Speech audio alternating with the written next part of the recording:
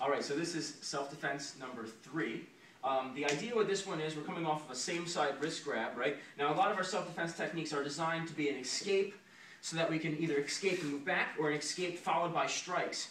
The other purpose of the self-defense techniques is that we can use them as an opportunity or a vehicle to practice some basic level joint manipulations. And so this, the third technique in our self-defense, is a way to be introduced to the principles of how to manipulate someone's joint, specifically the wrist, elbow, and shoulder, and then how to use that to maybe move them down to the ground or to create some kind of reaction from them. So for this technique, we're going to take our right hand and we're going to grab below the wrist onto the hand. If we grab above the wrist, right, from here, Nick has total movement of his wrist here, right? He can move it any way that he wants. So I have no leverage against his wrist. And the wrist is the first thing that I have to manipulate if I need to move, if I want to manipulate the elbow and the shoulder. The wrist must happen first, then the elbow, then the shoulder. So when I grab from here, I grab onto the hand a little bit below the wrist, and I try to get as good a grab as I can.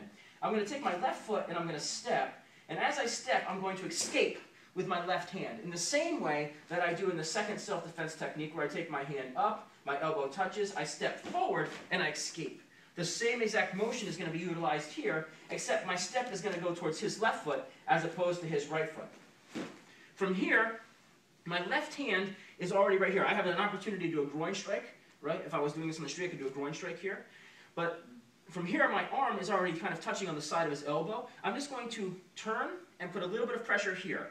It's going to bring him off balance slightly and allow me to move easily into the next part of this technique, which is going to be to take my left hand and bring it up to reinforce the grip. Bring this above my head, not huge, so that he can spin out, but just above my head so I can step and slide back.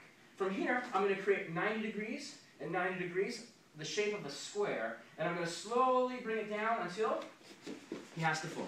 I'm going to keep the wrist here, I'm going to keep pressure here, and I'm going to pin my knee onto the ribs. There's lots of opportunities here. I can manipulate the shoulder here. I could also follow with punches. Let's do it one more time at regular speed.